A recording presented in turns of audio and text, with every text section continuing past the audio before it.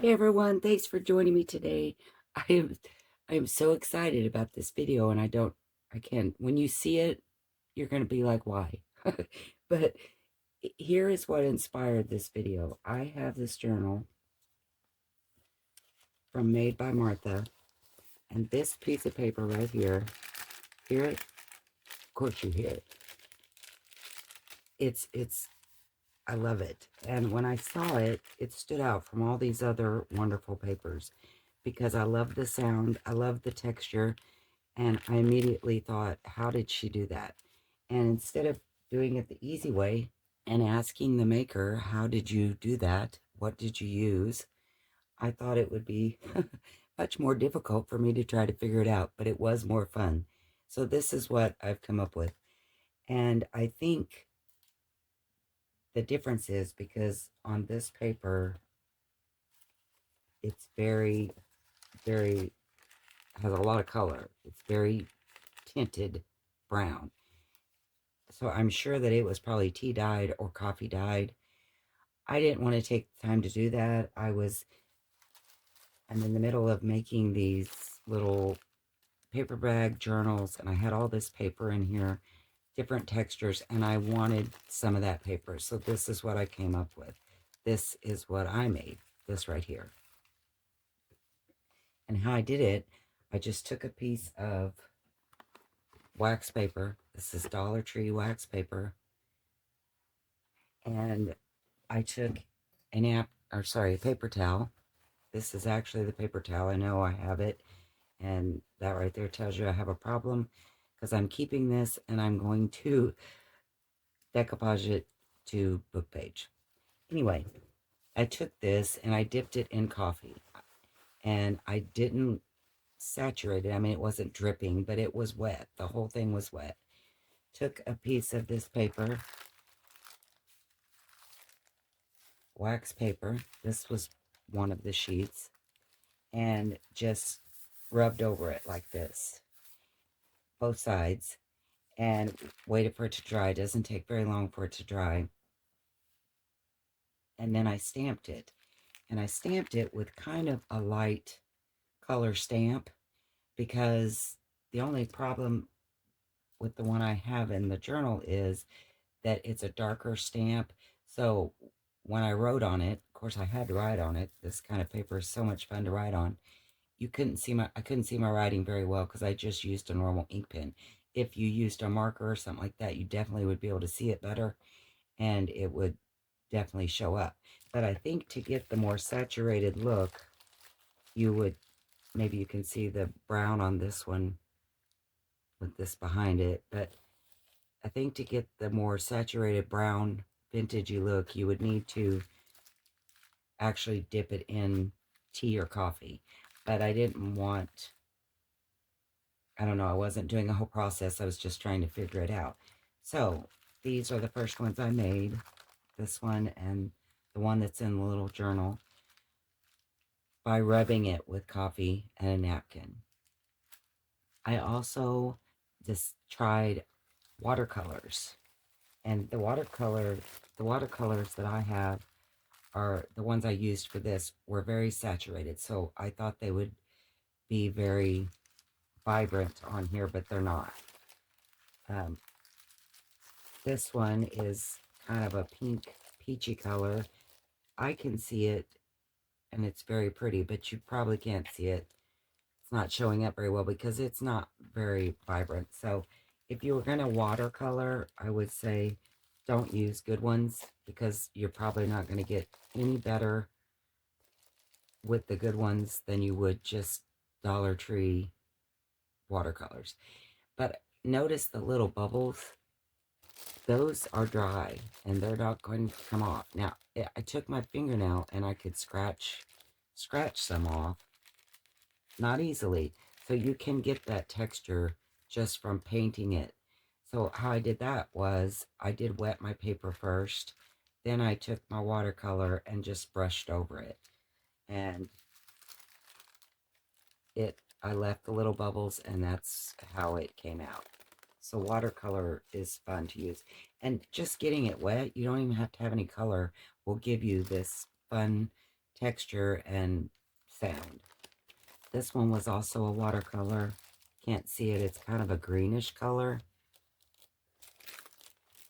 And then I thought, after I did the watercolors, here's another watercolor. You can see these little bubbles better. This was a purple color. But through the watercolor, I thought maybe try some food coloring, like egg dye coloring. And look how pretty this came out. This is a fluorescent yellow-green color, and it really, really saturated it pretty. And of course, you're going to mix that up and you have all this extra, so not to waste it, I just painted the rest on some papers. And look at the beautiful color. I hope it's showing up.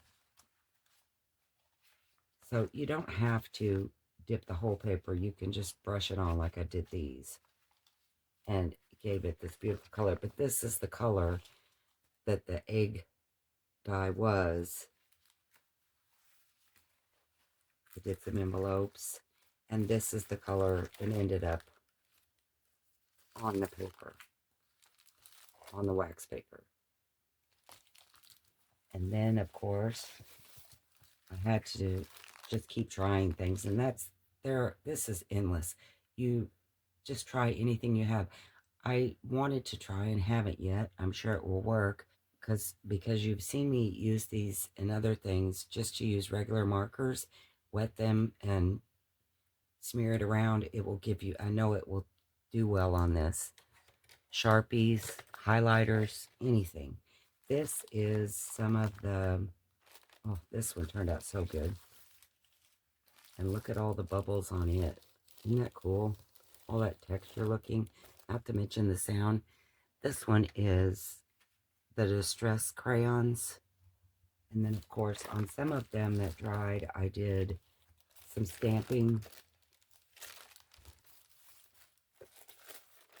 Just different stamps. And I really like this better than tissue paper because it's sturdier and you can use it for actual pages in your journal. You can use it for things like, I've made these before, they're just writing spots. And this is just regular baking paper. I didn't color it or anything, but wouldn't it look pretty to be colored like this? Behind these colors, I think it would look so good. That would be one way to use it. And then also I did distress ink, just sprayed on distress inks. And look how pretty those are. Left the bubbles. This one isn't completely dry, so I'm not going to rub it, but after this is dry, I could stamp it. I could use it as it is. This would be great for, like I say, the background on the writing spots. This is what I intended to do. One way I intend to use it.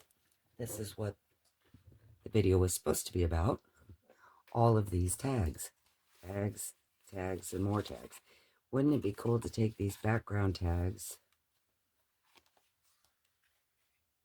and just any of these you could make a pocket with?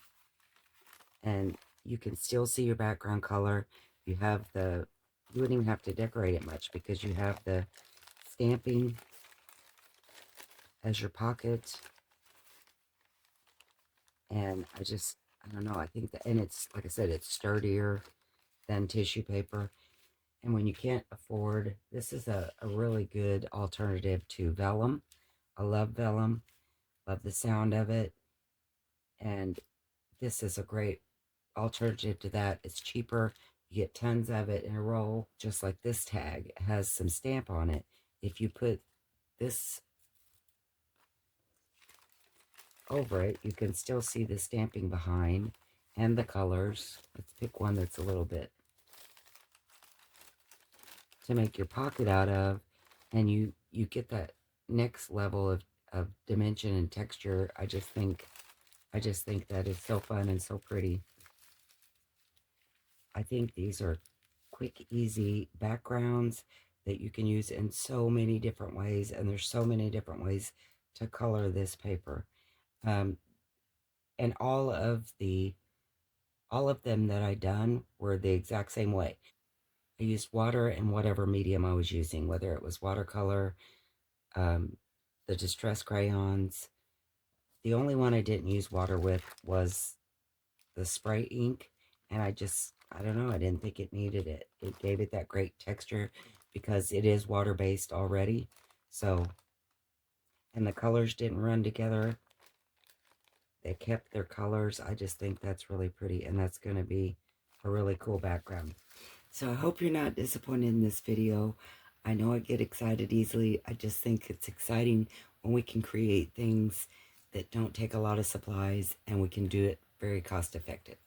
I mean, you don't have to have all of the things to do this. I mean, a little bit of wax paper, squirt water, you know, take a napkin and spread the water, however you want to put the water on the wax paper, and add your medium. That's it. And you have a whole nother layer of texture and sound and just goodness for your junk journal, whether it be to add it as a page or to your ephemera. I just think that's exciting that we can do that so cost effective and get so much out of one thing. And I think it's going to be a great addition to my book. That's exactly what I was looking for. Great texture, something fun to write on. I hope that you will try this, make things, play around with it, just try it all. I mean, any kind of color that you have, try it. Because I don't think there's much on this that wouldn't work. And like I said, it's so easy and it dries pretty fast. This is dry now. Well, no, look, it's not. This is dry. No, it's not dry yet. But it's still beautiful. And I just did it literally, I don't know, 5-10 minutes ago. And it's almost dry. This over here is dry. This isn't. I've done it a little heavier. But the stamping, I mean, if you don't have stamps, again, draw on it. Use a light hand. You don't want to poke through it, but, or you don't want to use a really sharp marker. I would think, you know, maybe the fatter markers. But this is a great thing. You can use up your Easter egg. Easter's coming. Use up your Easter egg color on these, and you would have a plethora of texture pieces to go in a journal as pages. Like I said, use them as pockets, use them as background noise on writing spots. Just, there's so many ways to use it, and I was so excited about it. And I know it's been done before. Obviously, I would have never had the idea to try it. Anyway, I hope you like this. Do some experimenting, try everything. If you like this video, please give me a thumbs up and subscribe. And let me know what kind of things you do with this. How do you use this? How would you use this? Anyway, thanks again, guys, for joining me. Hope you enjoyed this, and I'll see you next time. Bye.